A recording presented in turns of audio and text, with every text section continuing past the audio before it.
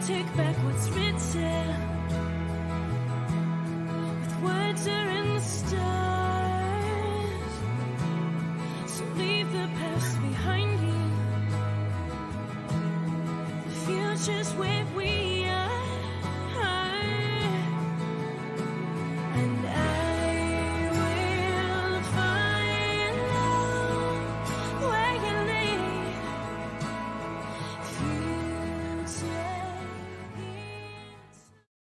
Hello, everybody. Welcome back to Coffee Connections. My name is Seth Weiner, and I am your auctioneer. You are at the right place at the right time. Coffee Connections, insights with innovators talking to nonprofits in Atlanta. I do want to let you know you can go to coffeeconnections.live for all the Coffee Connections. This is our 24th episode. We're flying here. It's great. I mean, time is flying. Before we get started, I also want to let folks know, if you haven't checked yet and you're like, what is this? Your auctioneer? I should mention my other podcast called Inside Out with Turner and Seth. That's InsideOutWTNS.com. And we interview several different musicians there. But here it's about nonprofits in our Atlanta community. And today, folks, I've got a special guest. This one is for the children. Yes, it is for the children, because we're talking to In the City Camps, Eileen Price, a former Jewish day and overnight camper and counselor. Eileen understands firsthand the positive impact a Jewish camp experience has on a child. When she was unable to find a Jewish day camp that provided the experience she wanted for her kids, she decided to create one. So in 2012, she founded In the City Camps, ITC, a Jewish day camp that delivers the proven outcomes of overnight camp, which I do come from an overnight camp, lifelong friendships, personal growth, and a meaningful connection to the Jewish community and Israel.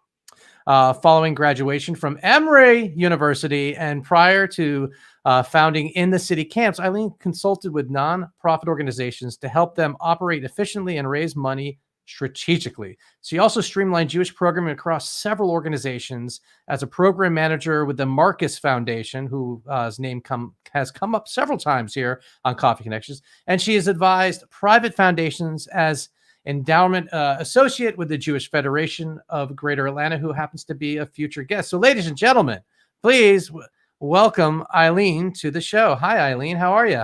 I'm good, Seth. How are you? I am Thursday. I'm fantastic. It's Thursday. Yeah. Not that it means anything. It's pandemic. Every day's the work day and every day's the weekend. Well, every day for me is a pandemic. I'm a Gemini. So Coffee Connections. Tell me, do you got a coffee mug? I do. Hold, please. Well, let's take a look at this. Oh, wait a second. Hold on there. Whoa, that looks like a Thanksgiving feast. What do we got going on there? Allow me to spin. Atlanta. Dogwood City. Wow. Okay. That's a lot of stuff. Tell us about that cup. What's the meaning behind that to you? Well, my family has been in Atlanta for 3 generations. And so I'm true to Atlanta. And wow. I need some ATL swag. So hence my cup. Okay. All right. So wow, 3 generations. I know. My grandmother was born here. Right off not the boat. What did they come to? She went to Ellis Island and then to horse and buggy? Ended up in Atlanta. Whoa. Yeah, I guess horse and buggy. I don't know. Cars. Do you have the same property by chance? Terrible, no. Wow. Okay. So that's what my cup. What is your cup, by the way? See, I like these tumblers. I use the same one every day. This is my first day I'm using tea in it though this season, because in the afternoon I like hot tea in the afternoon and when it's cold out. But yeah, this one has a bottle opener on the bottom. And the thing about this though that I like in the morning when I make my coffee, French press, by the way. Of course. I will slowly drink my coffee in this. Now on a Saturday, for whatever reason, I decide to drink out of a mug. My coffee goes down way too quickly. Here, I will last an hour just sipping. Coffee is for sipping. So, okay. So you said you like French press. Or you prefer that over drip? Oh, yeah, of course. French press is like the real deal. It is the real deal. Now, dark roast, light roast, where are you at? I'm a medium. Medium cream. Would you go with their milk or almond milk or No, soy? no, just like good old-fashioned half and half. Half and half, and Yeah, then it's old school. uh, And sweet and low, that's really old school. that's my first cup of coffee was decaf at the bagel place with my parents, Of course. and it was called the Bagel Place, Did you and drink it was sweet and low. Yeah, out of the little plastic creamers, you Oh remember? yeah. Oh yeah. Well, I mean, yes, absolutely. Gosh, I can't believe my mom will let me do that though. Yeah, or we're probably doing worse by our kids. And we can talk all about how In the City Camps is gonna fix that. Well, why don't we go ahead and shift that and introduce everyone, please, to In the City Camps. All right, amazing. In the City Camps is a camp I founded. We're celebrating our 10th summer this coming summer. Wow, That's congrats. super exciting. Okay, so what is In the City Camps? And In the City Camps is a Jewish day camp that replicates all the fun, magic, amazingness, learning, social, emotional, etc., friend making that happens at overnight camp, but at home. And forever, overnight camp was kind of the gold standard in the Jewish community, and nobody really gave day camp any attention. And one day after I had my fourth child, I thought, how am I going to get all these kids to buy into overnight camp? It's a big ask. And what are my other options? And when I looked around, there really wasn't a competitive marketplace for high quality, nonprofit day camping. So I made one, and we've gone from 60 kids our first summer with one location to 3 locations, close to 800 unique. 95% of our campers are Jewish, but everybody is so welcome and included, with 3 locations. So we've gone really fast. And I think that what has made it really exciting and compelling is that we are in the process of building the next generation of Jewish community here in Atlanta. 75% of our families, we are their Jewish experience. And we take that with a lot of honor and also with a lot of seriousness. So we want to be sure that the camp we're providing for their children, be it in town, Johns Creek, Sandy Springs, whatever location you come to, you're getting an excellent quality day camp. We run from 9 to 4, 5 days a week, all summer. We had pre-pandemic busing and field trips and pools and everything exciting. And what's great about day camp is it's really the beginning, the stepping stone when you're leaving kindergarten, going into first grade as a big child. Leaving the preschool environment, Jewish day camp can be your Jewish connection. In Atlanta, a big, big city, but it feels so intimate when you go to day camp and meet all these kids you wouldn't know otherwise because they don't go to school with you. So we've just been watching this incredible Jewish community flourish here in Atlanta through camp. It's like a youth group for kids. Well, youth group, but like pre-youth group, what you're talking about even. Yeah, it's really amazing. So let me ask you a couple questions then. You mentioned like sleepaway camp, and yeah, I went to Ramah, by the way, Palmer, Mass. Nice. And know so many people that have gone to all the different young Judeas and all that. But before that, though, you talked about having a different camp experience. Now, what about JCC? Like, what separates In the City camps from JCC? It's a great question that we get asked all the time. Okay, so In the City Camps is an independent Jewish day camp, meaning we don't have an affiliation with anybody else. So that's one thing that differentiates us. Also, we're a pop-up. We don't have our own location, so we pop up around Atlanta based on what's best for our campers and our camper families. So that's something different, where the JCC has a physical location. We really see ourselves as connectors, and so we don't have a membership fee. We are just a camp, and we provide year-round activities, and we see the customer as the child in the relationship.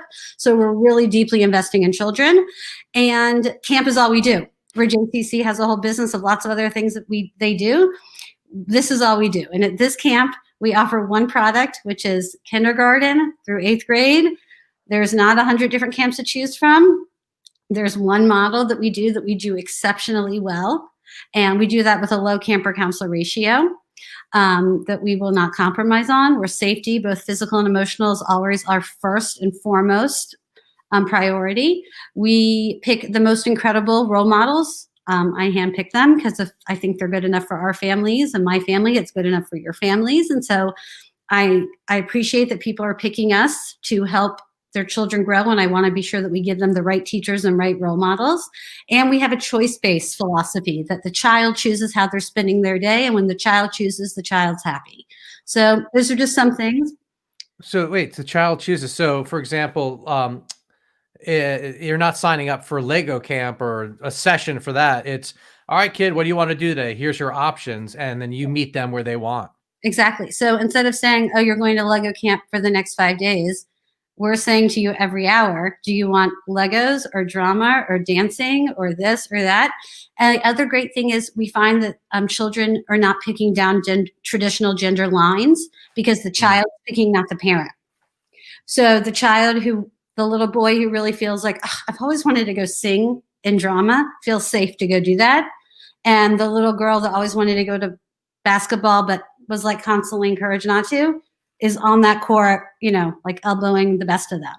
So it's another way that we just feel like children, this pandemic has shown, but prior to this pandemic, there was no place in the world for children to exert their opinions except for camp. And this pandemic has shown like how children have very little say-so in their life. They don't get to choose if they go to school, if they go to after-school activities, if they play with their friends, like they don't have any choice. That's why they need a place for camp, because good adults know how to make good choices. Gosh. And I mean, like, speaking of choices, right now is the time, typically as a parent, we're like, we got to start thinking about camp, because if we don't, then we're only going to have what we can have. And then come February, it's like, did we get it? Did we do it? Oh my God, we forgot to. Oh, there's no spots left. So this summer, there's going to be less capacity. Right. So let's actually take a break, a pause there. We're going to come back there. Last summer, you have everything lined up for one of your biggest camping seasons yet. You've got your staff and everything. How did you all pivot? Like, I mean, how did you deal with that?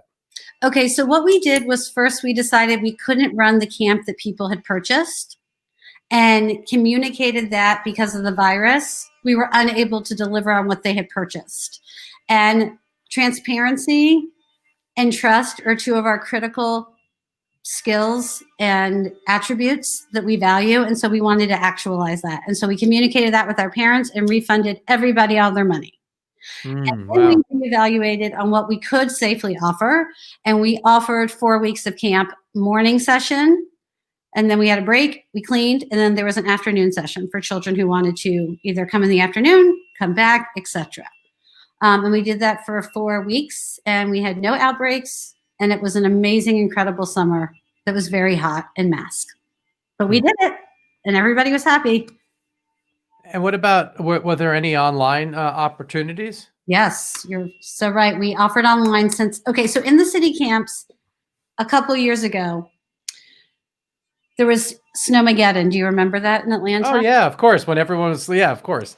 It was Walking Dead in the snow. I remember. Okay. So after I got home with my children in tow, walking for miles, and they canceled school, I was like, what am I going to do? I had 4 small kids. So I called my staff, who none of them had kids yet. And I just said, like, if I'm losing my mind and I run a day camp, I'm sure our parents are really losing their mind. What can we do? So there was this tool called Zoom that somebody had heard about. And we went on to Zoom and we broadcasted camp for a couple of days. So when the pandemic hit and they closed down schools, we were able to pivot within 2 or 3 days and started offering virtual program every day since March 16th. And we did that all the way through, including summer and spring camps, all the way through August. And we still are offering ongoing virtual programming. Most of it is free. So if you're looking for something for your kids, go to our website, inthecitycamps.org. There's amazing Jewish content taught by awesome, young, super cool Jewish educators that your kids will really be into. And check us out. There's tons of really available free resources. And does it require the parent to sit there with the kid throughout the whole thing? No way. We would not be doing our job if we did that. The whole premise is that we want to give parents some time off, not more time to do something for or with their children. They have plenty of that right now. So once they kind of get their kid online, they're good to go. And when we first started doing it, we actually told the parents, like, we'll just teach our kids to use Zoom. So we were teaching them how to text us and et cetera. And like for us, those are critical skills we're teaching: 21st communication skills, language processing, expressive language, all critical thinking skills one needs. And so we're just trying to do that even if we're in person or online, always trying to meet everybody where they're at. And this summer, 15% of our audience online was from out of state. So we've made some new exciting friends. Okay, well, that leads me to wonder, in the future plans of in the city camps, is this an Atlanta thing, or are we looking maybe to get bigger? We are actively in discussions about how we could grow bigger in other cities. Wonderful. And the city camps doesn't ever need its own building. And so we can scale easily in any other city who's looking to pop up a Jewish day camp. Wow. Well, and that makes your fundraising a little different too, because you're not doing the building campaign. Oh, we need a new building. No. No, I've worked on too many of those. Yeah. I don't want to Wow. be responsible for that. Yeah. Yes, it's been super fun. And speaking of which, a little music trivia for you. Do you recognize the music on the intro? Yes, is that from Hannah? That's Hannah Zale, one of your well, now you're assistant director. She used to be your music director, and now she's up there with you all now. Yeah. Like I said, like transparency, loyalty, those are our values. And you see that in the staff we have and the campers that come back and the counselors that we retain. So we really think we're onto something incredibly special. And what's most important is that children need camp right now. Yeah, well, let me ask you a question. I'm sure you get asked this, or maybe not. But so I come from a mixed marriage, and my ex-wife was always like, "What's with you and your friends and camp? Like, what's the deal with camp? Like, what?" And quite specifically, what's with Jews and camp? Well, I'm like, I don't really have an answer for that. What's your answer? What's with Jews and camp? I mean, it's like Seinfeld, right? Yeah, it is a Seinfeld episode.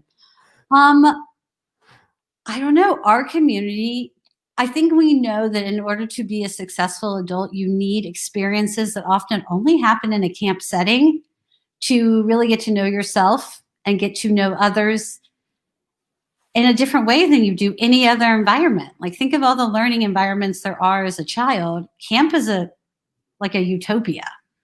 A safe place to take risk. That's what camp is. That's what in the city camps is. That's what any good camp is a safe place to take risk. And when you do that over and over again, it's amazing. And it's just a magical place. Everybody who tries it seems to like it. That's true. I mean, gosh, first of all, if you in Jewish geography, right? It's like, what camp do you go to? It's the first thing. But not just that. My mom, who's she's 75. My dad just turned 85, and they had the funeral director come over the other day or not director, but like the sales guy, like, what, let me get you in a great coffin, like this deal. Anyway, this kid, so my mom decides she has to call me, right?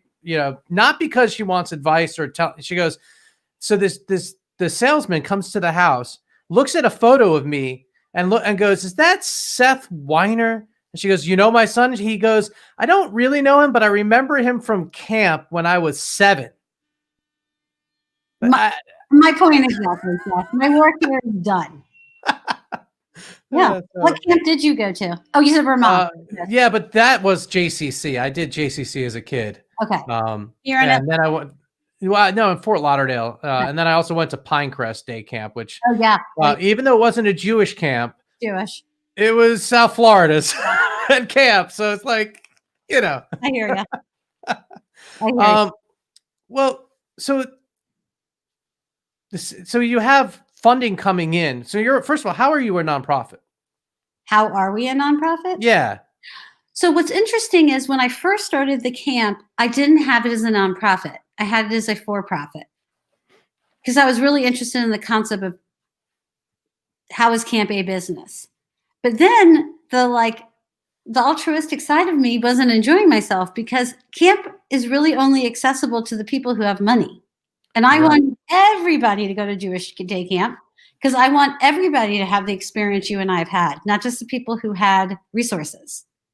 And I want people to feel like we're a good place to come when you need financial support because we make it so easy for you that you want to be a part of our community and you want that for your Mhm. child. So the reason I became nonprofit is because I wanted to offer scholarships to people. And that's really for the first couple of years what I only had to raise money for, was just to make Wow. accessible, because the numbers Um, are working and small, which is how I know Well, it's and let's face it though, camp is really expensive. I mean, it adds up, and as a parent, you want your kid to go to camp, not just because you work or whatever, but like you want the kid to have a good social experience. But it is expensive when you start adding up. Forget like sleepaway camp, just day camp can be very expensive. it's a So day camps you pick. There are a lot of day camps that are not astronomical, and then with scholarships that are accessible, mhm. it can make financial sense for your family. It shouldn't be. I mean, there are some camps that are astronomically expensive, but I think your good old fashioned day camp in general should be. And Right, but you like you mentioned before though, it depends what you want. Like, yes, there are day camps that will have 40 kids and one counselor or two counselors, right? yeah, So that size, that classroom size, that camp size does really matter. this is why I made in the city camp. I wanted camp. I wanted it to be a camp where all we focused on was camp, and we could do camp really, really well. And we didn't have to pay for anything else through our camp. Hmm. And so we can do a 1-to-6 camp per counselor ratio. And we can do licensed social clinical workers on staff, one for our kids and one for our staff, because all we do is camp, and we do it really well, and we do it with like deep passion. And we spend Hmm. the whole year planning to make sure your kids have the best summer of learning and growth. And do you have an office or do you work at a home? Well, I used to have an office at WeWork pre-pandemic. So your basement must be full of hula hoops and all sorts of stuff. Yeah, you have no idea. I kind of do. I do a lot of activities in my career. Yeah. But all right. But so offering scholarships is a big piece, and I get that. Do you fundraise for raise money for other causes? So yeah, I mean, now we fundraise because we have to raise about 35% of our overall revenue to make the numbers work. But a majority of our the revenue comes from tuition dollars, which is great. And we fundraise not only for scholarship, but so that we can reinvest in our staff. We take ongoing continuing education for our teen and high school staff, college and high school staff incredibly seriously. We see that when they pick us to employ them, it's our opportunity to invest in them. And we raise money, so the kids can have an amazing summer. And so we can rent premier facilities and do those kind of things. Mhm. But the economics work because we don't have a building or a facility to keep up. Yeah, no, that's smart. And then it also has got to pan out well for the places you're renting because they're Yes. needing to get that space utilized. Yeah. When you're raising money, where's your primary money coming from? Just the tuition for a camp, or where's the fundraising coming? Tuition. And then after that, it comes from both individual donors and foundations. And I'm going to guess Marcus Foundation is one, right? Yeah, Marcus Foundation, the Jewish Federation of Greater Atlanta, the Zalek Foundation. We thank God, from a lot of foundations around who've been very generous to us. And I think they've been generous, and we've really delivered on what we promised. Yeah. Which I think is really critical in those relationships. And has fundraising been challenging in this weird time, or is it your support still staying strong? So we are very lucky. Our support has continued to stay strong because we've been able to pivot very quickly and still deliver what we promised, even if it's through a different vehicle. So we promised some camps in person and we had to do them virtually, but we were able to still meet our benchmarks. And I think it's going to get really hard out there to raise money. It's going to be challenging for sure. Yeah, it's going to be tough. Now, I want to take a moment and go back to the campers when they're virtual. What do you do to give them that connection to relate, for them to connect and to build those relationships? We have a whole formula of how often we talk to a child online engage with them, how much we message them, because if a child gets off of an experience with us and doesn't feel seen or heard, then we haven't done our job well. And that's for a paid program, a non-paid program. Anytime a child engages with us, we want the child to know we care about them and we see them and they're a member of our community. And so we have all these different ways in which we train our staff to be sure that they do that. But we, again, have a 1-to-6 camper counselor ratio. We don't have a 1-to-20. And right.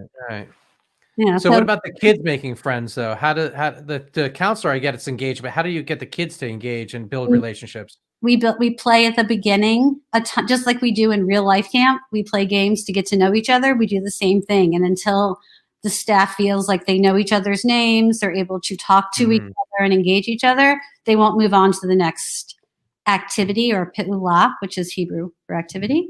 And actually, the staff's one of their biggest surprises was how well the campers started to connect with each other, so much so they didn't need the staff. The staff was like, wait, what about us? Include us, So, but there's something really cool. Kids can can form deep relationships online. They can. And this is the healthy kind of relationship we want them to form online. Yes. So that yes, with an adult constantly supervising them and watching them. So yeah. Oh, and let's any campers out there wondering this: how do you do a color war? We did not do a virtual color war, but many camps did. We did lots of other amazing, activities this summer, and we never. I think that in the spring or the winter coming, you should consider doing a color war fundraiser, a peer-to-peer color war fundraiser. Okay, I'll have to think more about that. Maybe. And speaking of fundraising, can you tell me about Thanksgiving's coming up? And hold on, I hear a turkey gobbling. Oh, there it is. Oh my gosh, one of our many Friday programs. Yes, families join us on Friday for Thanksgiving edition of Oneg Shabbat, where the amazing Hannah Zale will be singing lots of fun songs that your kids will love. You can join your kids. You can park your kids in front of the screen, and we will be sure that they are enjoying themselves. And they can go to inthecitycamps.org. Yes, they need to sign up so they can get the Zoom link. And we always love having new families or families who have been with us before. It's usually about 30 minutes, and it's a good time had by all. And Hannah's number one song that she gets requested is Holla Back Girl. Thank you. I'm here for tip your waiters. Cool. What else is there anything else you want to share that we may have not covered here in our Coffee Connection about in the city camps? No, you can find everything you want to know about camp online. If you are not looking at camp this summer, I just want to deeply encourage you to look for camps this summer. And the city camps is here to support your family, kindergarten through 8th grade. If we're not the right fit for you, I encourage you to find the right fit for your child. Happy to talk with you about it as well. But our kids need camp, especially this summer after the pandemic, to start healing from all the trauma. So absolutely. Cool. By the way, I love your font. I love the font on the city camp. So it really pops. I like that. Thank you. Yeah. All right. Well, as we're nearing the end of our cup here, I do want to do a refill. So therefore, I ask you, my guest, to recommend a future guest for Coffee Connections. Is there an organization that you'd like to recommend? Yes, the organization is called Jump Spark, and I'd like to recommend their amazing executive director, Kelly Cohen. Awesome. Well, I appreciate the introduction. And thank you so much for your time. I really enjoyed chatting with you. I love what you're doing. Expect an application from my family because we'd like to have my son do that this summer. And keep in touch. I love what you're doing. And folks, I encourage you once again, inthecitycamps.org. Eileen, thank you so much. Have a wonderful day. Opportunity. Bye, guys. Thank you.